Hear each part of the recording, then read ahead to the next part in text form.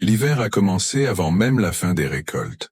Les premières gelées sont arrivées alors que les rizières étaient encore vertes. Dans le village d'Altomonte, tout le monde s'est précipité pour renforcer le toit, couper du bois de chauffage et calfeutrer les fenêtres. Tout le monde, sauf un. Raël Dorn creusait. Il creusait le flanc d'une colline, tandis que les autres scellèrent des portes. Il mourra enterré là-bas, ont-ils dit. Une grotte n'est pas une maison. Ça date d'il y a des siècles. Il n'a pas répondu. Il a simplement creusé plus profondément. Et quand le froid est vraiment arrivé, ce n'était pas un rhume ordinaire. Il y avait des jours sans soleil, sans bruit, sans fumée s'échappant des cheminées, parce qu'il n'y avait plus de bois de chauffage. Et la glace emprisonnait même les branches tombées. Au bout de 3 semaines, le village était devenu silencieux. Il n'y avait qu'un seul endroit où l'on pouvait encore entendre des rires, mais pas de l'extérieur, à l'intérieur de la terre.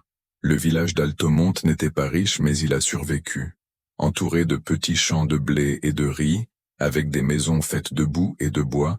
Il subsistait grâce à ce que chaque saison lui offrait, et ce que la station n'autorisait pas ils essayaient de le stocker. C'était toujours une course contre la montre, printemps court, été étouffant, automne précipité, et puis l'hiver, de plus en plus long, de plus en plus cruel. Cette année-là, les premières neiges sont tombées plus tôt que prévu. Le marché a fermé plus tôt que prévu. Le vent a réduit au silence la cloche de l'église. Les familles ont rassemblé ce qu'elles possédaient et se sont enfermées chez elles. Les préparatifs pour l'arrivée du froid ont commencé. Les maisons plus anciennes utilisaient des fours à bois. Certaines, plus récentes, ont copié le modèle des villes du Sud, des poêles à charbon et des systèmes d'évacuation des fumées internes. Mais tous, sans exception, dépendaient d'un feu constant. Tout le monde, sauf lui. Raël Dorn vivait à la périphérie du village, près des collines. Personne ne savait grand-chose de lui. Il disait qu'il venait du nord, d'une région où la terre était plus dure que la pierre. Il parlait peu, il achetait encore moins. Il n'a jamais demandé d'aide. Il ne répondait jamais par un sourire, mais il y avait pire que son silence, son entêtement. Pendant que les autres empilaient du bois de chauffage, lui, il empilait des briques. Pendant que les familles renforçaient leurs fenêtres avec des chiffons et de la boue, il disparut dans la colline, se mettant à creuser. Personne n'a compris, et ceux qui ne comprennent pas généralement le méprisent. Il est en train de construire son propre tombeau, dit le boucher. Ça va geler comme un animal, murmura l'une des veuves. Il n'a même pas construit de cheminée, fit remarquer le forgeron.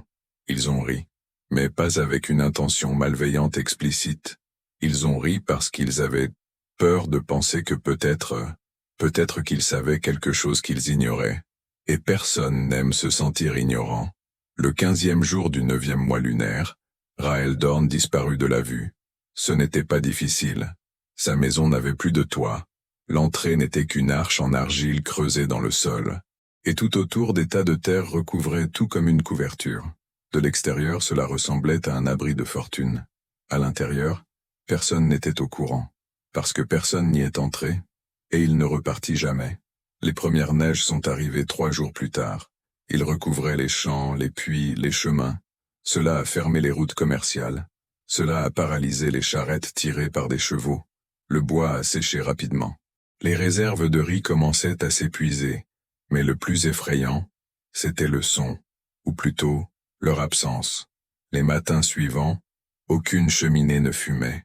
Le ciel gris pesait lourdement sur les toits, et le vent s'engouffrait par les fissures comme une lame. Les enfants pleuraient davantage. Les personnes âgées parlaient moins, et même les plus bavards commencèrent à entendre leurs propres dents claquer. C'est alors qu'ils ont remarqué quelque chose d'étrange. Les matins les plus froids, quand tout était à l'arrêt, il y avait une traînée de nouvelles empreintes. Petites. Quelqu'un marchait de la colline jusqu'au puits.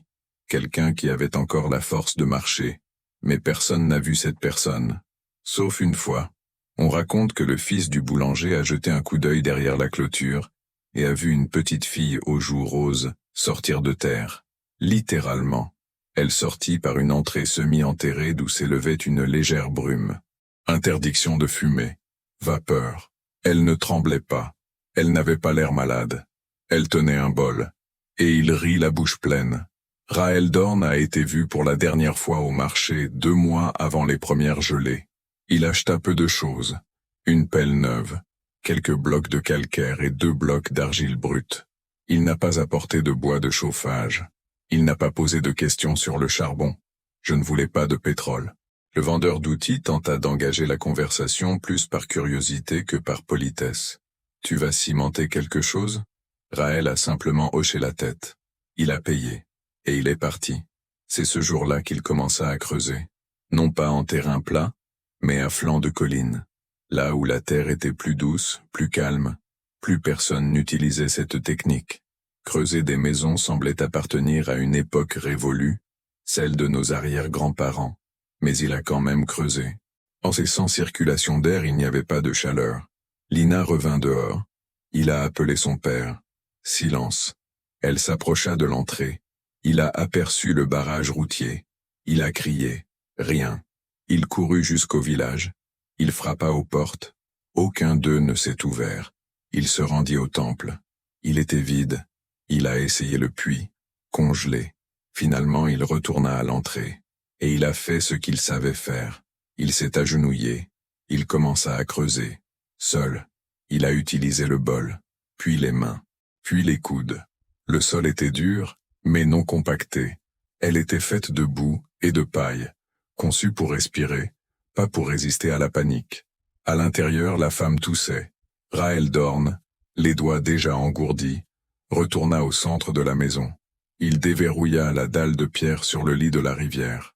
En dessous, se trouvait une ouverture de service étroite, conçue pour inspecter les conduits thermiques.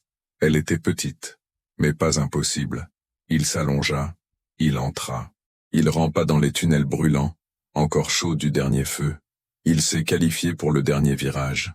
À quelques mètres de la sortie, il entendit un son étouffé. La terre est rayée. Petit cri. Lina. Il a poussé la plaque intérieure avec son épaule. La pression de la neige rendait la tâche difficile. Mais la chaleur du tunnel en adoucit les contours. Centimètre par centimètre, il a cédé. La lumière inondait le canal. Pâle, mais vivante. Lina pleurait. Raël tendit la main.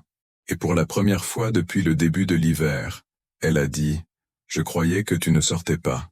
Il n'a pas répondu. Il lui a seulement touché la main. Puis il prit une profonde inspiration. Le canal avait sauvé la situation. Mais la chaleur avait disparu. Il fallait maintenant mettre le feu à la maison. Mais il n'y avait pas de carburant. Juste de la terre. Juste de la pierre. De l'argile. Tout simplement. Il se leva. Il retourna au fourneau. Il a ouvert la base. Et il vit ce qui restait. Cendres. Fragments de racines. Un dernier journal. Il l'a mis là. Il s'est illuminé. La flamme persistait. Il est entré dans les canaux. Il a disparu. Et quelques minutes plus tard, la surface du lit recommença à respirer. Pas avec force, mais avec constance. La femme dans le coin sourit, les yeux fermés. Lina s'allongea, tremblant moins. Raël s'assit par terre, appuyé contre le mur fissuré. La maison ne s'est pas effondrée. Mais désormais tout le monde savait à quel point elle était fragile, et combien il avait résisté. Le froid ne s'est pas calmé, mais le village, oui. Au bout de 6 semaines d'hiver consécutifs, les réserves alimentaires s'épuisèrent. Non à la pénurie, à la faim. Pas de sacs de riz, pas de navets enterrés. Rien dans les pots en terre cuite. Les enfants ont dormi davantage. Les adultes parlaient en moins. Le silence était trop pesant, même pour le désespoir. Chez Raël, la chaleur était revenue, mais elle était fragile. La fissure dans le mur laissait encore s'échapper de l'humidité, et le lit thermique n'atteignait plus la même température. Pourtant, à l'extérieur, c'était un monde différent. 3 personnes à l'intérieur, en direct. Respiration. Dormir sans geler. Ce matin-là, quand Raël a refait surface, il a trouvé des marques. Empreintes. Petits et hésitants, ils venaient du village et s'arrêtèrent avant d'atteindre l'entrée. Ils ne se sont pas frappés.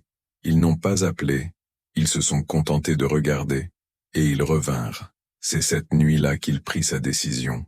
Je partirais avant l'aube. Ne pas s'enfuir. Ne pas abandonner. Mais chercher.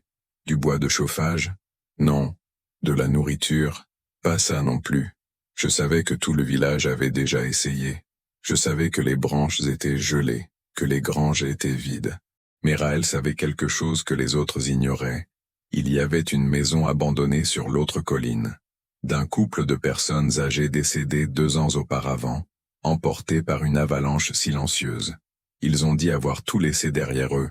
Peut-être une sorte de bûche, un vieux pouf, un chiffon sec. Rien.